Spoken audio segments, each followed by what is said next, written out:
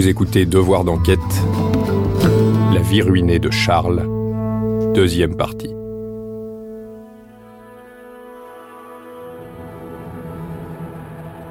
La famille Bengler porte l'affaire jusqu'à une émission de télévision dans l'espoir d'attirer l'attention publique et d'obtenir des réponses. Cette histoire-là m'a tellement meurtri que j'en parlais à tous mes clients. Puis mes clients qui ont vu l'histoire à la TV, comme chez Courbet, il y a beaucoup de gens qui ont vu ça. Charles Bengler. Et ils me demandaient, Monsieur Bengler, comment est-ce que c'est possible? Et alors je revenais toujours sur la même chose. Et tous les jours je me répétais. Monsieur Bengler se réveillait la nuit, reprenait ses papiers, téléphonait à sa fille qui dormait. Ça vous fout quand même la vie en l'air, ça.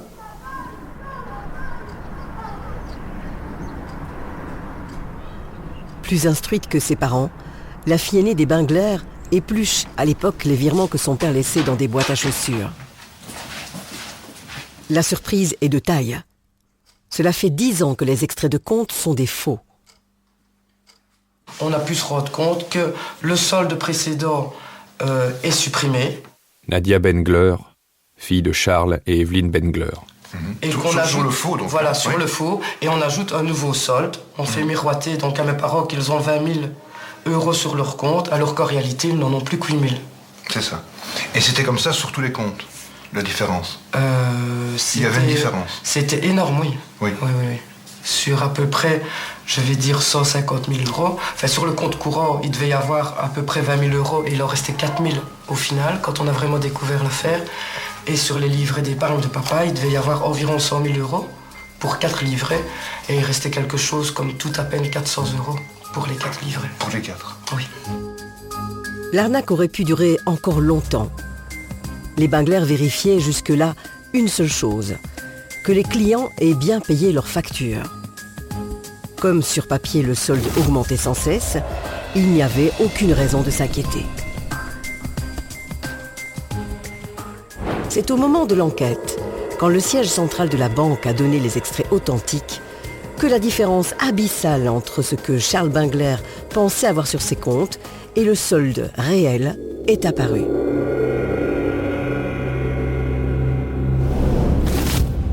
C'est aussi le moment où la banque contre-attaque. Pour Fortis, cette procuration prouve qu'Evelyne Bengler a accès au compte. Mais là encore, il y a doute. C'est à la main et sans signature officielle que dès 1994, on ajoute sur ce document une procuration pour l'épouse Bengler sur les livrets d'épargne. Mais les banquiers de Sprimont n'en démordent pas. Evelyne Bengler fait des faux sur du papier qu'elle a à coup sûr dérobé à la banque. Je suis allé dans cette banque. Je ne sais pas comment elle est aujourd'hui. Léo Michaud, journaliste. C'était une toute petite banque. Si je me souviens, on entrait directement dans le couloir, des guichets. Je pense qu'il y avait 2 guichets. À côté, il y avait une porte, et derrière cette porte se trouvaient les employés. Et donc les papiers.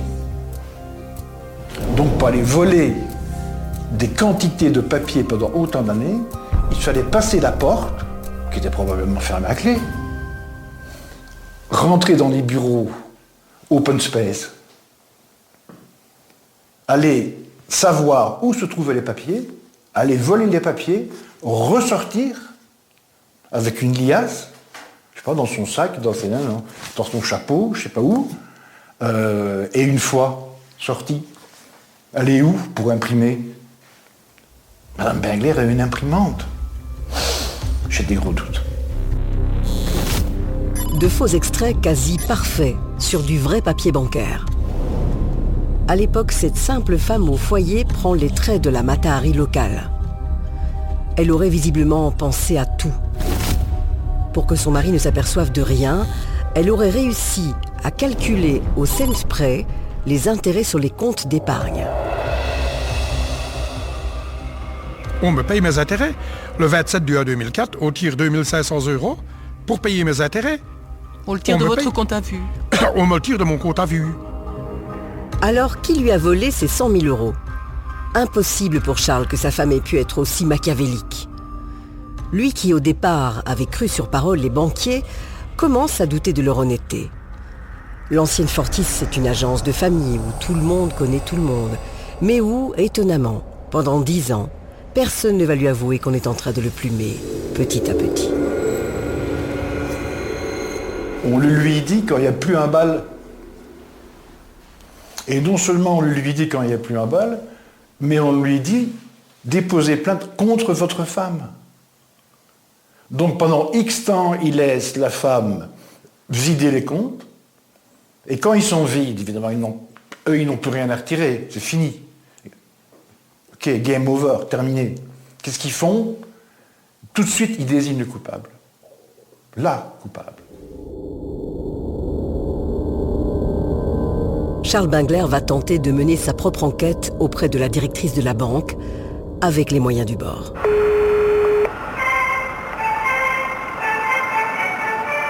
Allô, monsieur Bingler? Oui. Dans l'état actuel des choses, moi je ne sais rien vous dire de plus. Comme j'ai dit à votre fille, si ce n'est pas votre mère... Ce n'est pas ma femme. Ce n'est malheureusement pas non plus un employé de la banque, parce que techniquement, ce n'est pas possible. Ce n'est pas possible.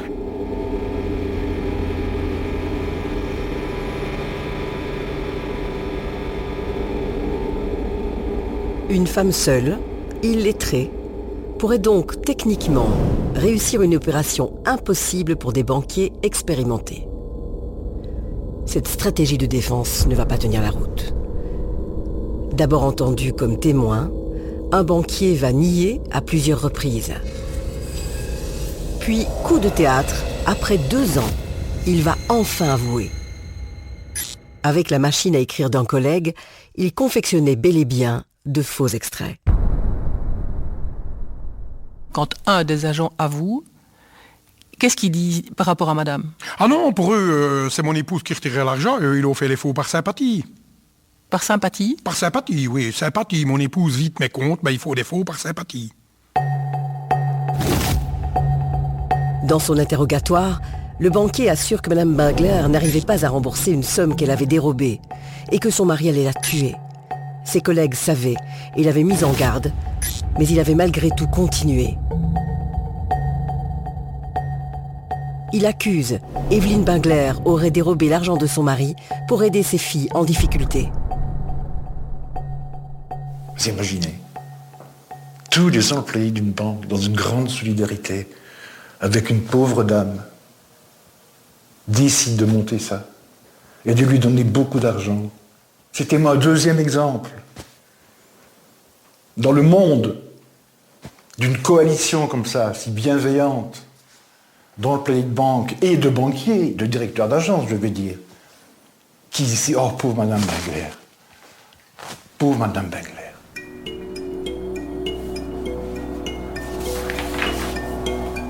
Evelyne Bingler a-t-elle finalement détourné cet argent? Quand nous reprenons ce dossier, le doute subsiste. Mais dans l'enquête judiciaire, il y a une certitude aussi. Les banquiers de Sprimont savaient, et l'un d'entre eux a avoué.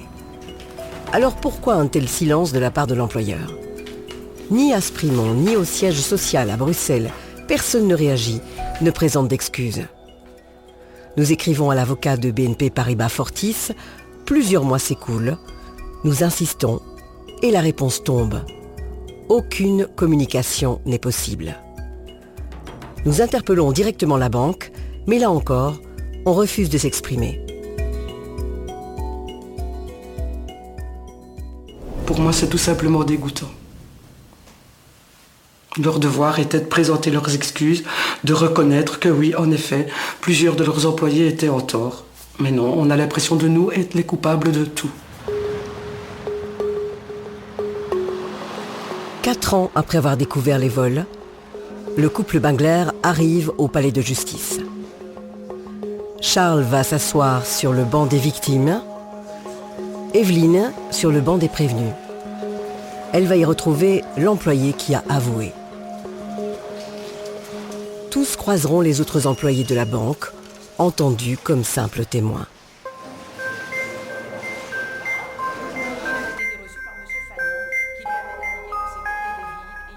Pour cette famille, l'attente est insupportable. De report d'audience en complément d'enquête, Difficile de comprendre pourquoi l'affaire met plusieurs mois avant d'être jugée. La procédure judiciaire est complexe. Le langage des juges aussi.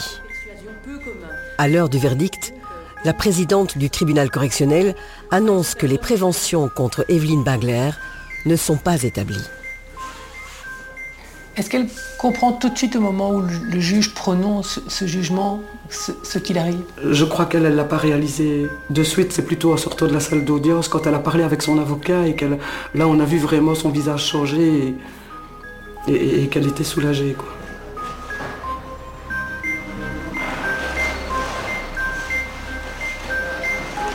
Le combat de Charles n'aura pas été vain, puisque le banquier passé aux aveux est reconnu coupable d'une partie du vol. Dans une banque, comment peut-on dysfonctionner au point que plusieurs employés successifs pendant des années puissent piller les comptes d'un client sans même qu'il n'y ait de réaction de la hiérarchie? Pascal Rodins, avocat d'Evelyn Bengler Holzheimer. Il y a une faute à ce niveau-là qui est une faute civile et qui va être débattue et qui permettra, le cas échéant, à M. Bengler et à son conseil d'obtenir l'indemnisation. On vous voit partir main dans la main avec votre épouse? Ah oui. Pour moi, je ressens l'émotion de dire, ben voilà, c'en est terminé, ils l'ont avoué, on a quitté mon épouse, et moi, c'est un soulagement pour moi. C'est un soulagement. Pour elle aussi? Ah, pour elle aussi. Pour elle aussi. Ce jour-là, on a quitté le tribunal, on est allé boire un verre avec ma fille, mon beau-fils et mon épouse. Se dire enfin, on a été entendu et maman va être libérée de cette accusation, quoi. On croyait que la page allait pouvoir se tourner.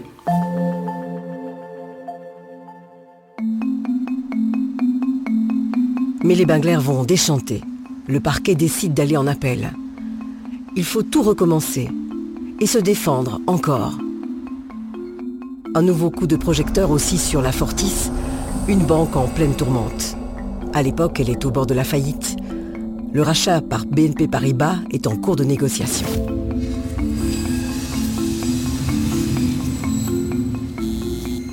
Montrer la Fortis du doigt, c'est pas le moment. Tout se prépare, la fusion, BNP, Paribas, tout le truc, bon. Surtout pas. Une petite agence, hein. Que les gens ne viennent se dire, ah mais si ça se passe dans une petite agence, ça se prime. Au bout du monde. Dans la mienne, ça se passe comment?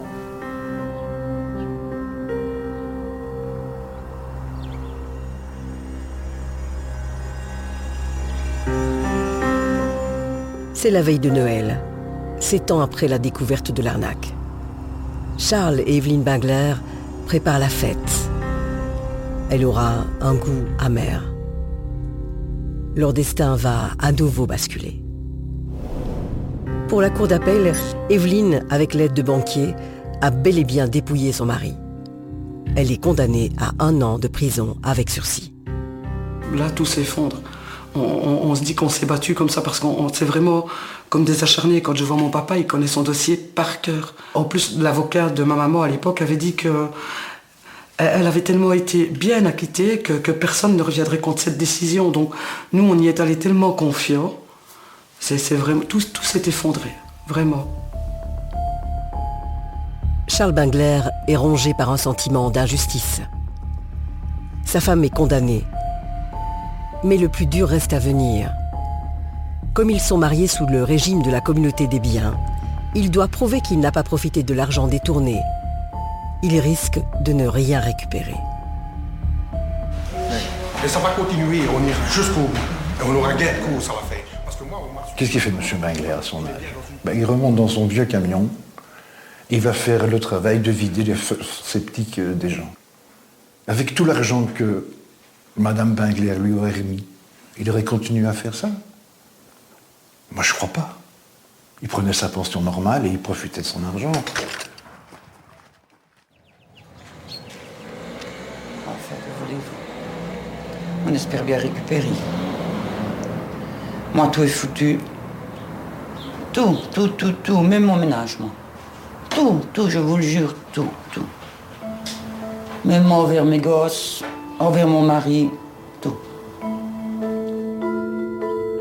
L'épouse de Charles va s'enfermer chez elle, s'emmurer dans le silence.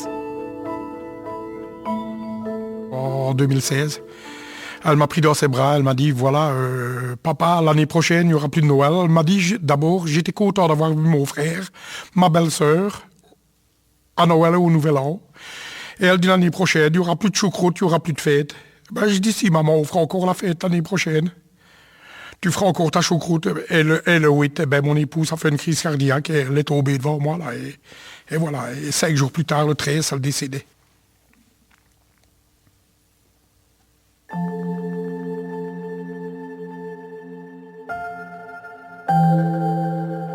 Evelyne Bingler meurt coupable aux yeux de la justice. Mais pour Charles, elle est innocente. Quelques jours après sa mort, une découverte va le conforter dans cette idée. Maman a mené elle-même une enquête, je veux dire, de voisinage. Elle voulait prouver.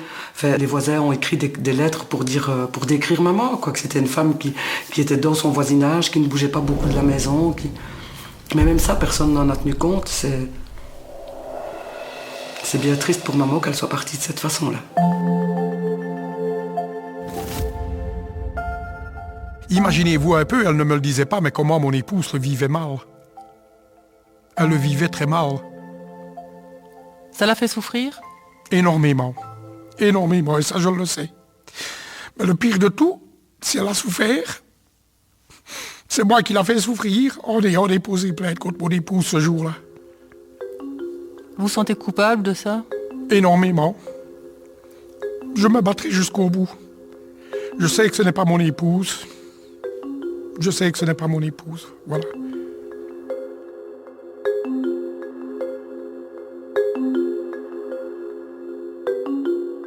Fatigué, le vidangeur a arrêté le travail. Il ne voit plus ses clients et compte désormais très peu d'amis. Certains l'ont fui, lassés de l'entendre répéter par cœur des pans entiers de son dossier.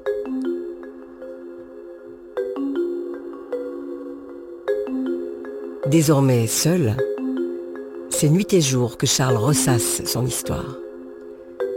Il voudrait pouvoir remonter le temps, ne plus sombrer jour après jour. L'année passée, j'ai été pêcher à Barvaux. J'ai tombé sur des gens qui étaient des Hollandais. Est-ce que vous imaginez? J'ai commencé à parler de mon histoire à des gens, des Hollandais. Je verrais un chien sur la route, j'arrêterais le chien. Je lui dirais, tu veux m'écouter? Je vais te raconter mon histoire. Et tous les jours, j'en parle. Tous les jours, j'en parle. Tous les jours. Pour moi, ça devient de la folie, oui. On est en train de le rendre fou. Et je sais que lui, dans sa tête, ce qu'il attend aussi, c'est ce geste de Fortis. Oui, Monsieur Bingler, on a fauté. C'est vraiment ce qui le ronge, de ne pas être entendu.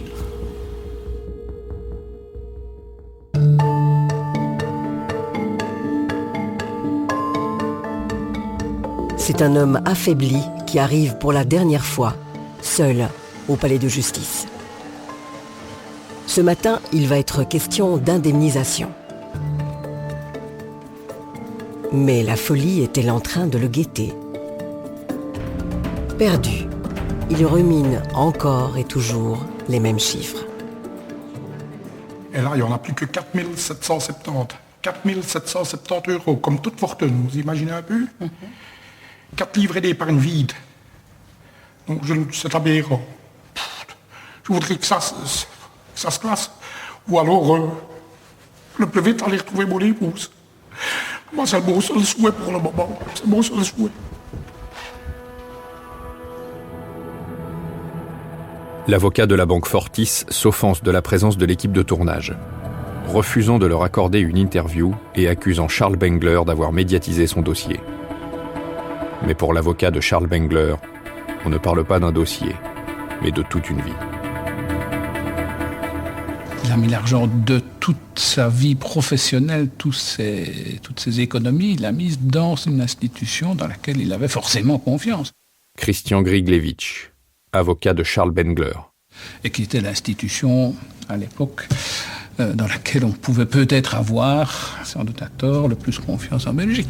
Pour moi, la banque aurait dû intervenir de manière, entre guillemets, commerciale et indemniser quasiment dès le départ, du moins à partir du moment où l'on a su que des employés de cette banque avaient fait des faux extraits, c'est quand même gravissime. Si pour M. Bengler, ce sont les économies d'une vie, pour une banque, c'est pas grand-chose. Non, c'est un grain de sable dans la mer.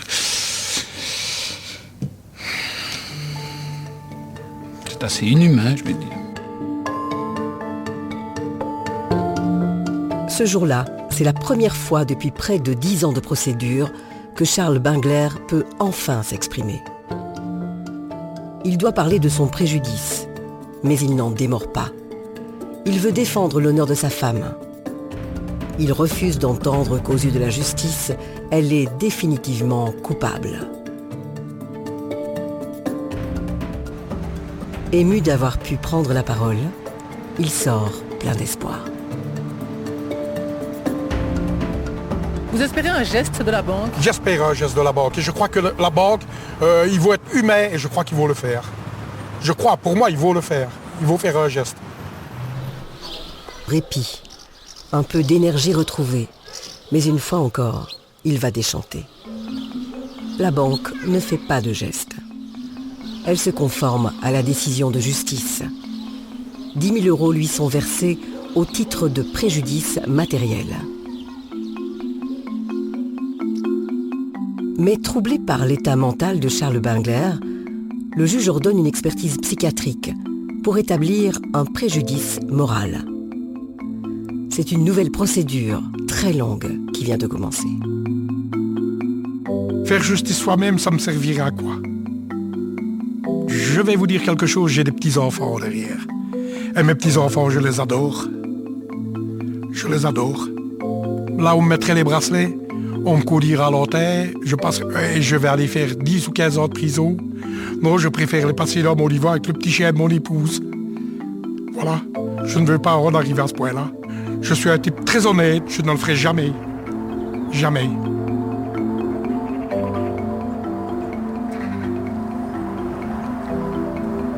Charles Bengler craint de ne pas voir la fin de la procédure judiciaire. Peu lui importe aujourd'hui le montant du dédommagement moral. Il a tout perdu.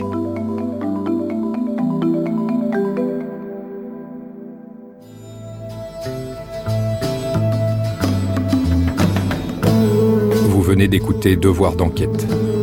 Si vous avez aimé ce podcast, vous pouvez vous abonner sur votre plateforme de podcast préférée et suivre Initial Studio sur les réseaux sociaux. Devoir d'enquête est un podcast d'Initial Studio, adapté du programme audiovisuel éponyme produit par la RTBF. Cet épisode a été réalisé par Sylvie Chevalier et Sophie Gillet.